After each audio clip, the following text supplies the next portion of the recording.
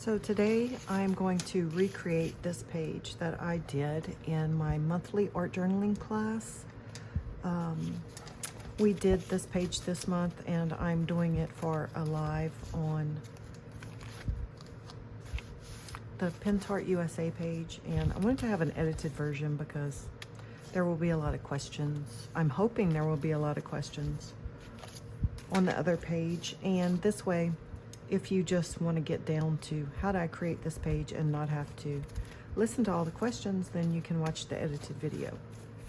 This is just a book that I got from the thrift store, hardcover. I've torn out pages along the way because, as you can see, it gets thick. So I'm going to start in a new book, mainly because I teach this class 3 times a month. So I've already made 3 of those in this book. So I'm going to start over a new book. So the very first thing that I want you to do is I want you to pick 2 pages. I don't know exactly how to pronounce it, but I think it is supposed to be pronounced the way an owl would hoot. So I think it's oohoo, but that's what I'm going to use just to glue 2 pages together. And the only reason I'm doing that is because we're going to be adding a lot of wet medium to this, and this is not a mixed media paper. So when I double it up, I get a little more strength. And I would also often use Type Bond Quick and Thick Wood Glue, but it's really best if you do that and then you let your glue dry before you move on to here. But the Quick and Thick also will wrinkle your page, and this is not doing that for mine. The first thing we're going to use is some white acrylic paint. These were also leftovers from the class. I'm using the Pentart Creamy Acrylic White in matte, and we're not going to put it on with a brush. We are going to put it on with some kind of scraper or putty knife, whatever you happen to have. I have this silicone blade from IOD, but as you can see, that's not going to fit in there. So what we're going to do is we're going to utilize something else to load our scraper, putty knife, palette knife, whatever you end up using, with some paint. So just going to add some paint to the edge because the scraper will actually make contact with the paper. This is how we're going to apply our paint to the page. Just going to go like this. Now, I don't want you to do completely smooth like I just did. Okay, I want you to create some texture with it, and it's okay if like there's a clump in there. That's all right. You can see that there's a few raised edges. I'm going to try and do another little pass with this just because I guess in my other book it was kind of lumpy, so I got more texture. There we go. That's a little bit more of what I want. However, for this purpose, if we do it too thickly, it's going to take quite some time to dry. So I'm going to have to take the heat gun to this. It won't take very long, but it'll take just a minute.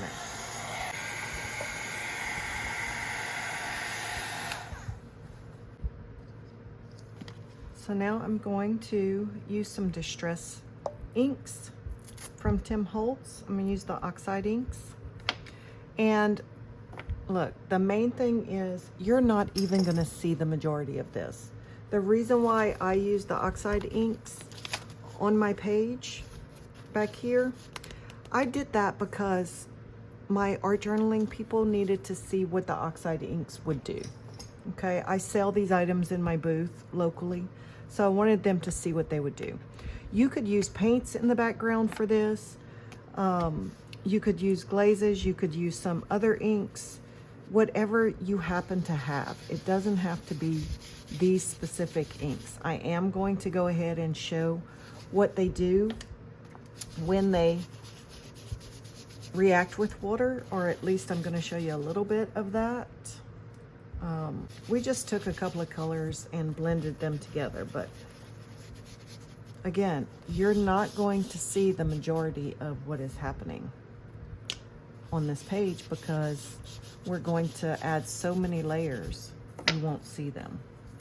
Okay, I didn't mention, that was Rustic Wilderness, and this one is Victorian Velvet. You could use whatever colors you wanted. For this project right here, I'm going to show you, we're just going to use some different colors. You can mix it up. It doesn't have to be the exact same colors I used on the original. It doesn't have to be, you don't have to go out and buy colors that you may not have yet. Of course, it might be a good excuse to go buy some, I don't know.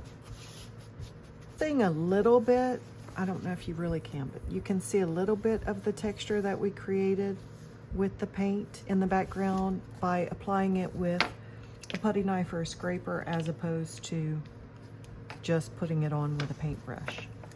Okay, so now there's a couple of ways that you can activate the inks. So they are the oxide inks. Well, the distress inks are meant to work with water, so they do react to water. The distressed oxide inks do some fun stuff, especially with splotches. So you can put some water in your hand and flick a little this way, or dab some, or I use a lot of what I call a trash brush. This is a brush that I'm not going to spend a whole lot of time taking care of and making sure that it's in good shape. I tend to not clean my brushes often, so mine will rust in the water if I leave them in there too long. But you should be able to see that some of this, you see how the ink is separating from the water? So that's the effect that we're going for, and that's the cool thing that happens with these particular inks. So, and if you just dab off lightly, like we don't want to rub, I just want to dab so that, to dry that off a little. And I'm going to hit it with the heat gun really quickly, just to make sure that that is dry before I put my next ink on.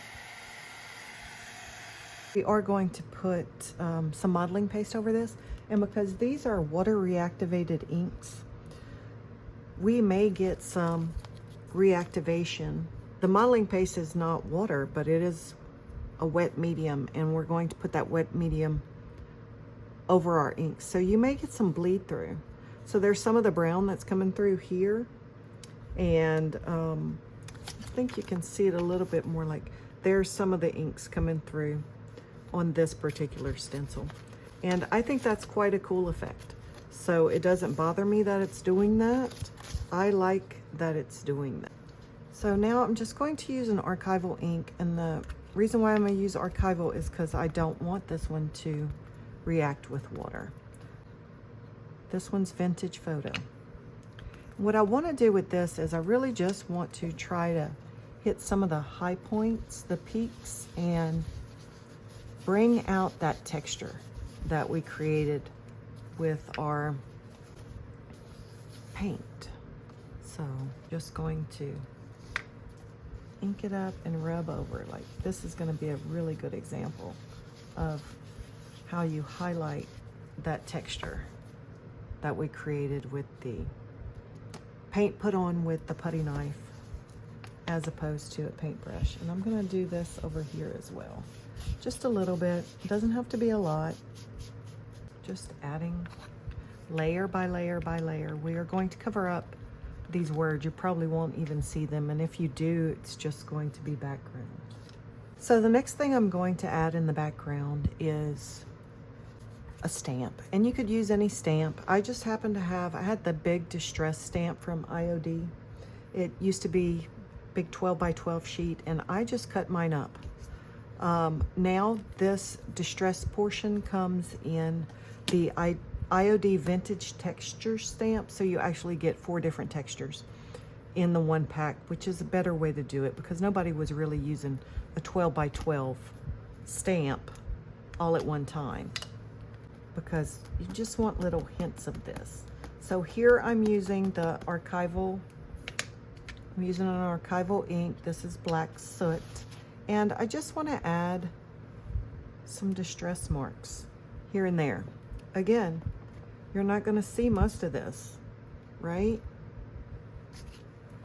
And I'm going to take this other one that has just the marks going a little bit of a different way. We're just building layers. Later, my butterfly is going to go like right in this section. So most of this you won't see. If you're good about cleaning stuff, this would be the time where you would wipe the excess ink off your stamp. I'm not great at cleaning my supplies as I go. I'm not great about cleaning my brushes, period. So that's just the truth. Now, I just want you to do some mark making. It doesn't, when I say mark making, that could be anything. Maybe you do really cool little doodles, and that's, you know, you have something that's your go-to. Maybe you make little hash marks.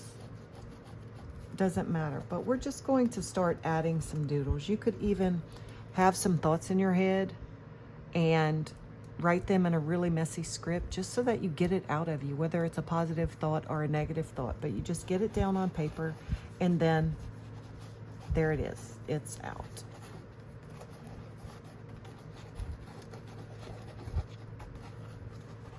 See? Nothing fancy here. Anybody can do this. And I know you're going, Gingy, that looks terrible.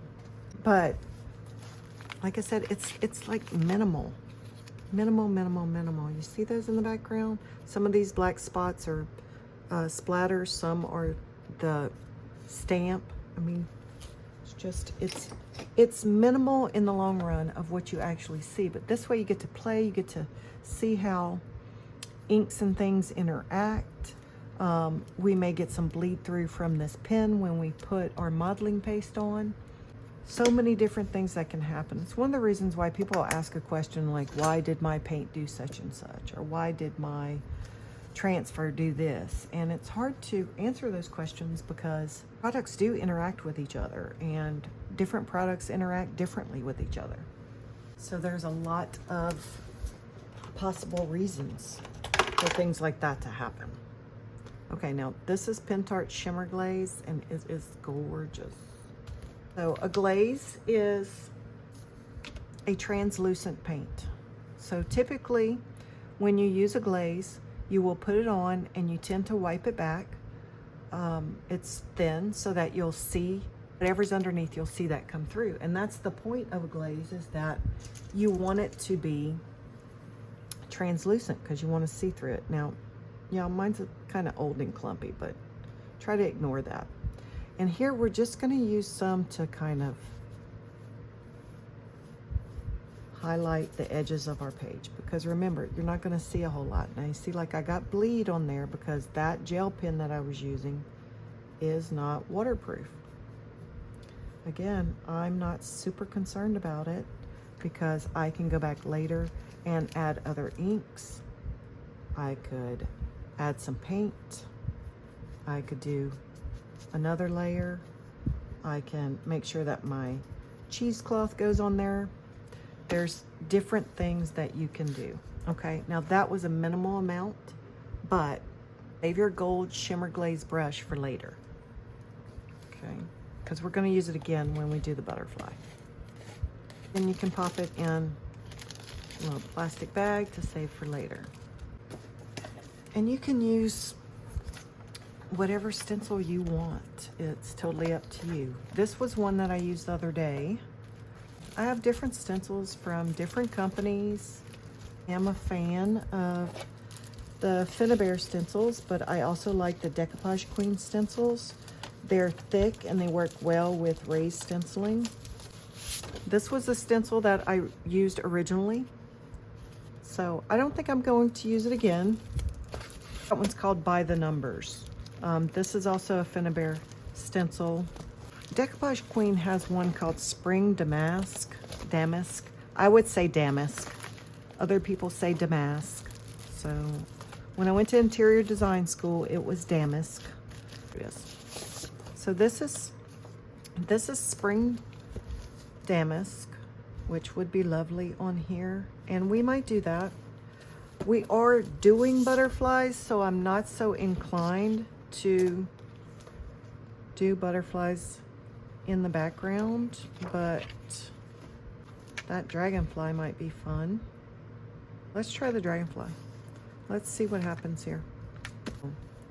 I have some modeling paste from Pentart, and you have the option where you could use a palette knife to apply your medium through your stencil. I prefer these silicone blades these days. I also use this as well. Okay, so this one's a bit wider so we can apply our medium faster. So I think I'm going to use that.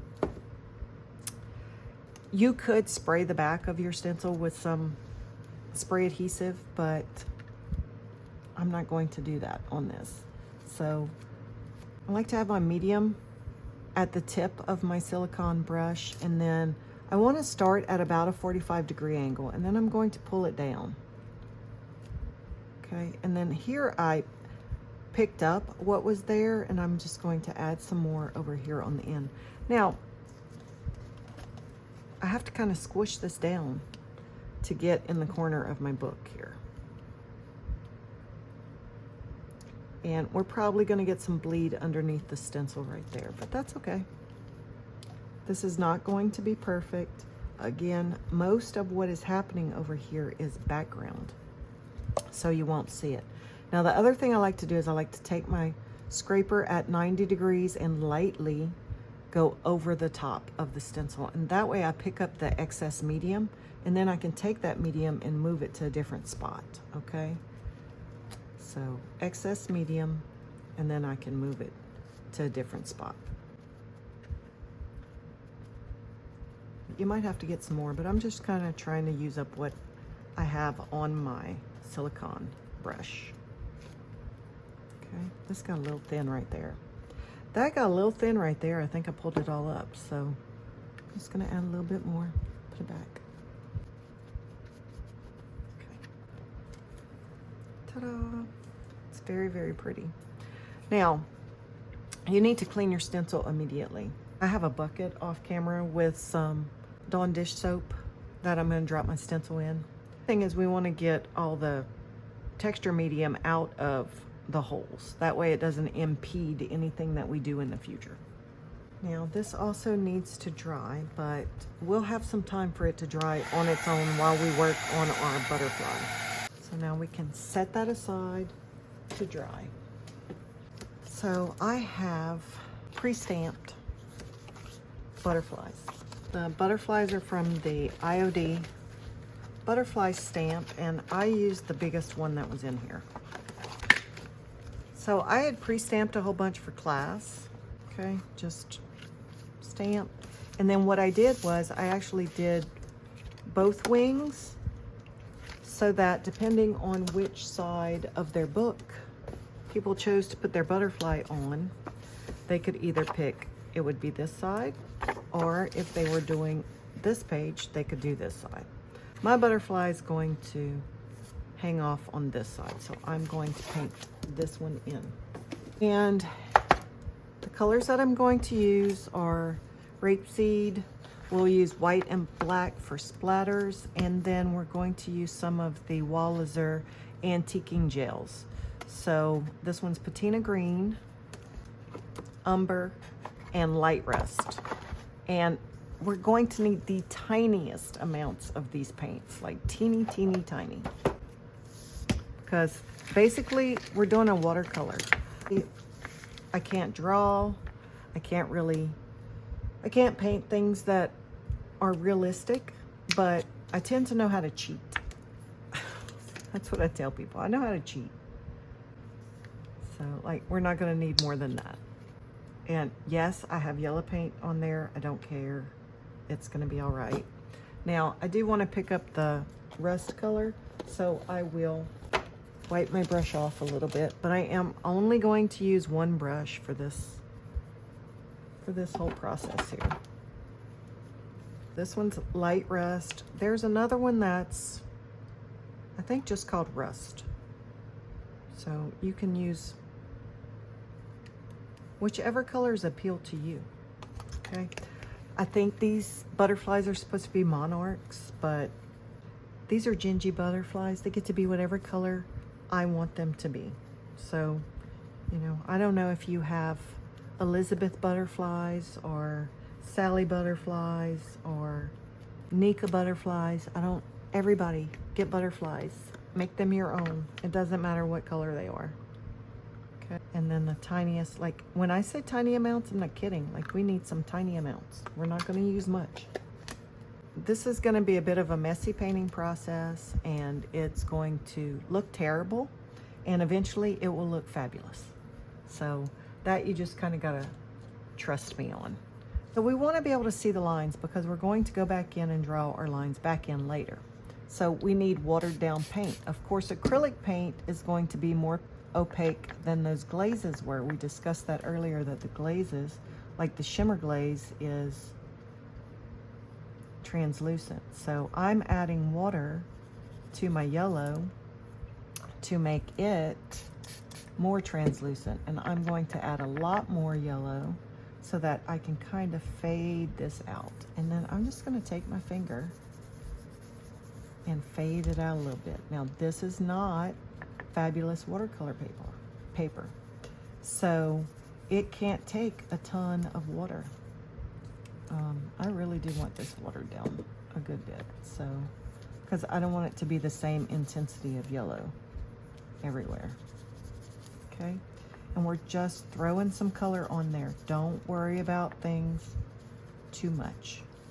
All right, now I don't know what color the body of a butterfly is. I'm not positive, but I'm gonna go ahead and throw some yellow over there too.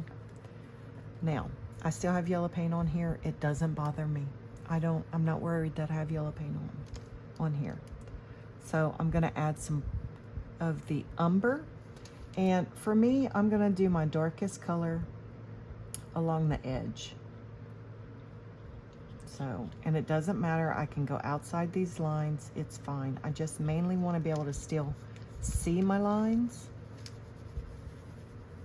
Just blending in a little bit with my finger.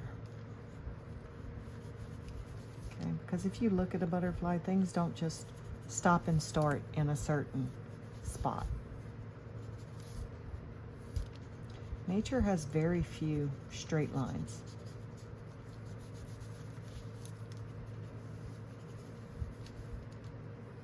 Okay, so that's like my darkest area. And then I'm gonna pick some of the light rust, and I just kind of want to have a bit of a transition between the brown and my yellow. Again, it's not that big a deal.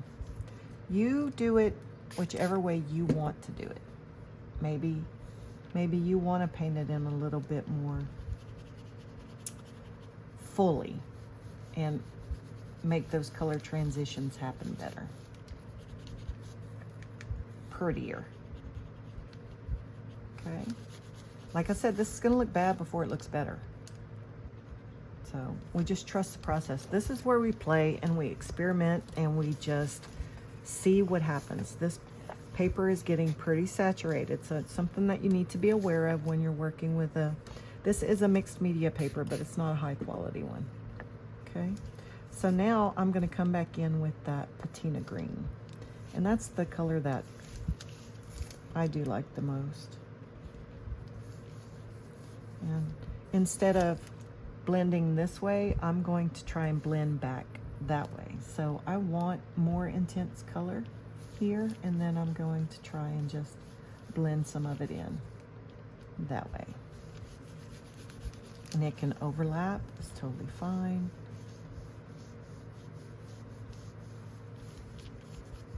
Okay. And then I get busy coloring, and then I forget to talk. So, yep, looks terrible, right? Remember we had that shimmer glaze brush? So here you can add a little bit of shimmer glaze to the wings. You put, you know, maybe your butterfly shines a lot. You decide how much it's going to shimmer. You decide, you decide. It's up to you. Can you see that shimmer? I sure hope I'm in the camera frame. This is wet. We can't put wet pen and marker into wet paint. So we do need to dry this, and this needs to be dried thoroughly. Pick it up off of the table, then right now, if you dry this way, you're kind of trapping the backside that's still wet in between these layers. But if you pick it up, then the air has a better chance of moving all the way through the paper and drying. And you can also dry from the back as well. Okay, now this is good and dry, and we can still see our lines behind it. So that's what we want. And you know, I can't really tell what all of these little lines are over here. I'm not super worried about it, so I'm going to kind of just make some squiggly lines. And you're going to want to use the gel pen on those thinner lines, you know, the details that are maybe in here where there's just a little mark here and there. But again, these don't have to be perfect. Okay, there's some little striations along the wings over here. I will say that the gel pen does not work as well over the shimmer glaze as it does over the regular glazes and the paint. So depending on which pens you use, you'll get better. Some work better than others. I think my Uniballs work really well. And I don't think I have a Uniball around here right now. The white Uniballs work great, and I do like the gold Uniballs too. So here I'm just going to use a Sharpie, but you can use any permanent black ink that you might have. And I'm not worried about being absolutely totally precise about drawing in every single butterfly line. And I'm not worried about them being straight. They can be different. Some can connect, some don't have to. It's totally up to you.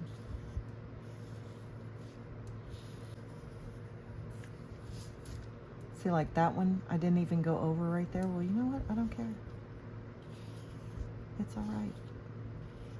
Maybe that's just a thicker line. I'm not in love with that line, but it doesn't matter. It really is not going to matter. Once you cut this butterfly out, it's going to look so much better than it does right now. So much better. Now, one thing I am going to do is I'm going to make this antenna thicker, because I will end up cutting it out, and in order to not have to cut such a tiny little bit and worry about messing it up, I'm just going to make it a little bit thicker. Okay. Now there are some areas on this butterfly that are darker. You can still kind of see the stamping that was in there. Like there's some edges that were darker. And here I'm just making some up. Now I'm not going to worry too much about splatters and things, because I'm going to do some splatters later. So again, it's still looking a little rough, but I promise when we cut it out, that's going to make all the difference. Okay, so now we're just going to cut out our butterfly. I'm going to leave some white space around this antenna because I'm not worried about getting right next to it at the moment. And I am cutting right next to my black outline that I made. You could leave just a little bit of white paper. That would give you a nice white trim. You can also ink the edges if you have any white paper showing that you don't want to show later. Okay. And then I'm just going to cut that right there. Move that off to the side. I'm gonna come back in here and cut this.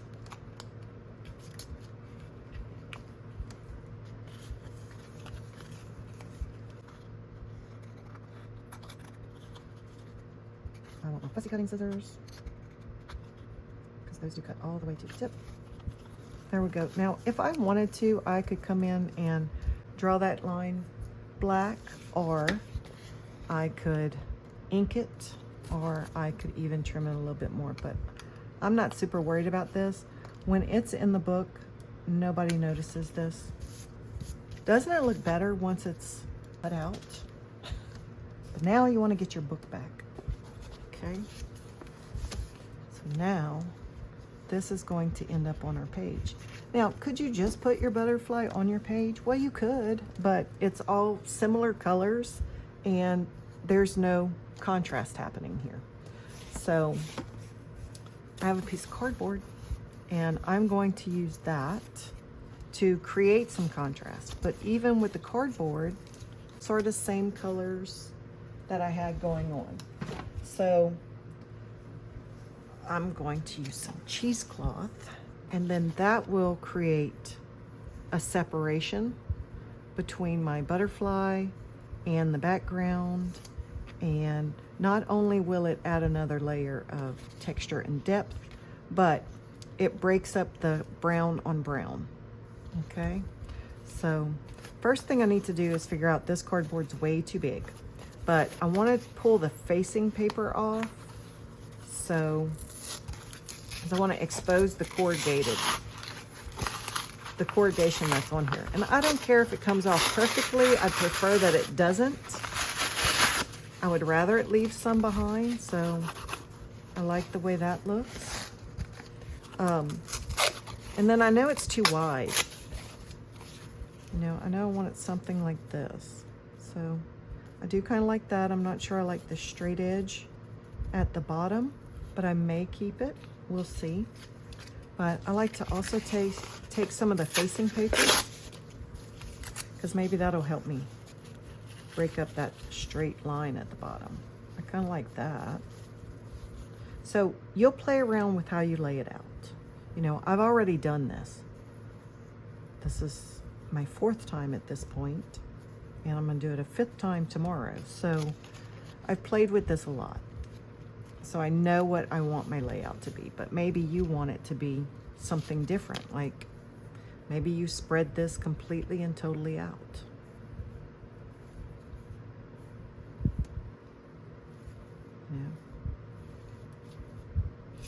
Yeah. It's up to you.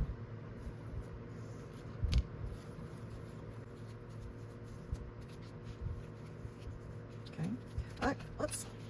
I like that, except I want my cardboard to go to the edge and I want my butterfly to sit there. Okay, I'm liking that layout. Take a picture. That way you know what your layout is, and then you can put it back in that spot. So I'm gonna use some heavy body gel to attach my stuff. And the reason why I'm going to use heavy body gel as opposed to like my Tight Bond, or I wouldn't use this. The stuff is too thick, I think, for this. So I definitely wouldn't use this. But one of the things that I want is heavy body gel is thick. It's got body to it. It is not falling off of there. And what that's going to do is it's going to, when we have different heights, it's going to make up the distance in between those things so that it does actually attach to our page. And I like things to kind of flop around a little. I'm not going to worry about things being perfectly glued down on my surface. Okay, so that's good enough for me. Okay, now this has a lot of corrugation showing, so I do want this to be a little thicker. But again, I am not going to put heavy body gel everywhere. I'm not going to spread it evenly everywhere. I don't need it to be like that. I just need to make sure that it sticks in a few spots. This is my art journal. It's not going to get, like, this is not a piece of artwork that I'm planning on selling. This is just my play area. Okay, it's just a place for me to play. Okay, now I know that I put this sort of like this.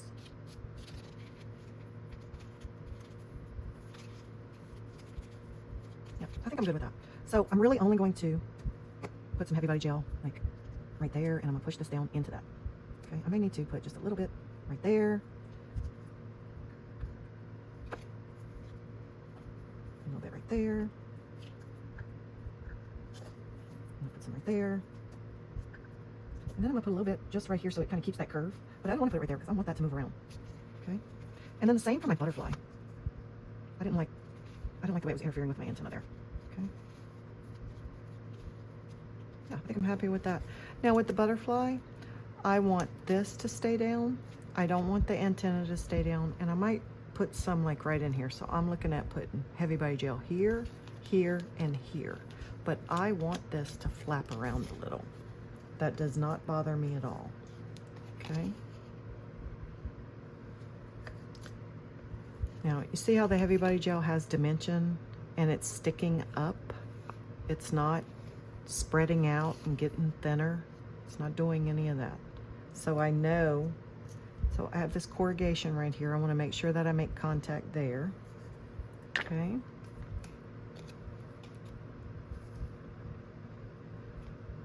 So I'm happy with that.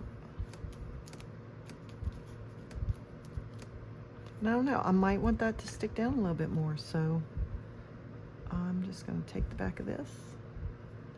There we go. This is the glossy version, so it's going to dry clear, but there will be a little bit of sheen to it. I'm not concerned about any that might be showing through the cheesecloth. Again, this is my art journal. It's not something I'm planning on selling.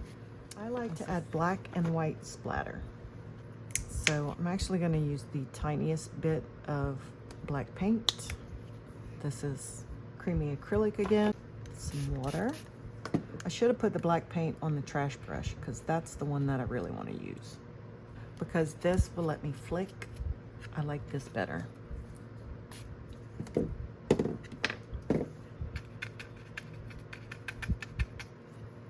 Now you can do this to add splatters. You can do this to add splatters.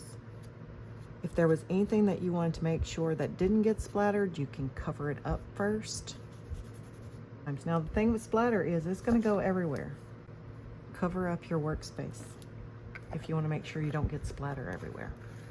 And then I'm going to go ahead and add the white splatters. I tend to add the word and then cover up the word and then do the white splatters, but since we're here making a mess, let's just finish making a mess.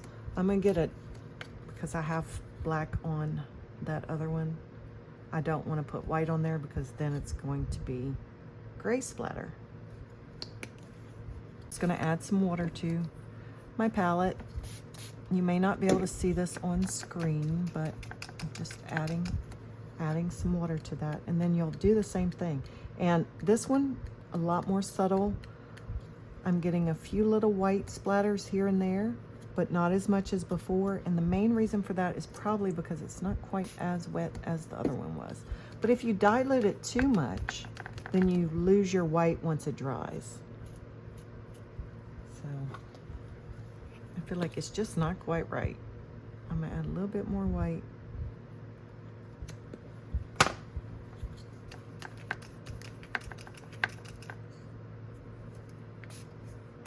Touch more water. Okay, there we go. It's super duper subtle. And then this is where you will pick a word or a phrase, or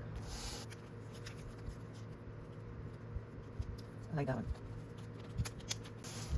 Okay, so I think I do like that one. I think I like it like this, but I'm going to ink up the edges just a little bit. Vintage photo.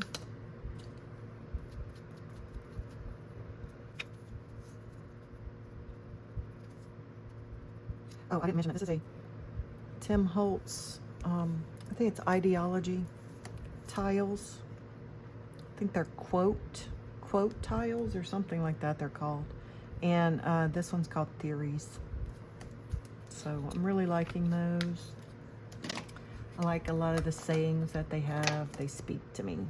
So you see how this is, I definitely want to use heavy body gel underneath here because this one's sticking up more, that one's a different level. If I push down, things get to be a different heights. Everything's at different heights, and the heavy body gel is going to help to level that all out.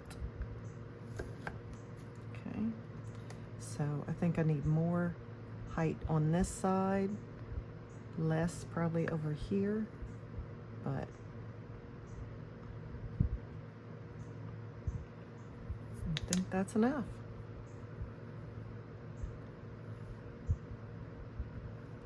Enjoy the journey. I'm just going to hold that in place for a second.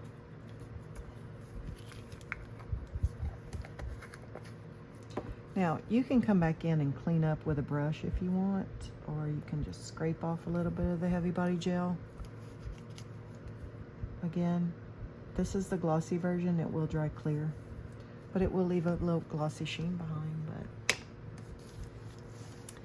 that's really it for this. Now, you could go back and you could ink the edges of your page. Okay.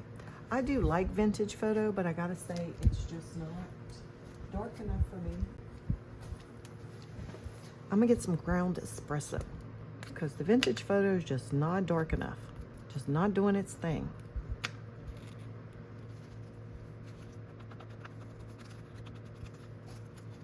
I'm picking up multiple pages, but that doesn't bother me. A little flat right here. I can go back and glue that in a little if I want to.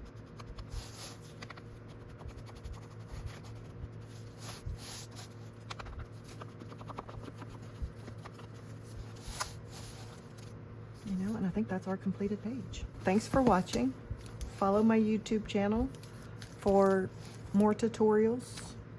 And please comment. Let me know if you liked it or you didn't like it. I feel like my pace was super slow, so I need to speed that up a bit. Thanks for watching.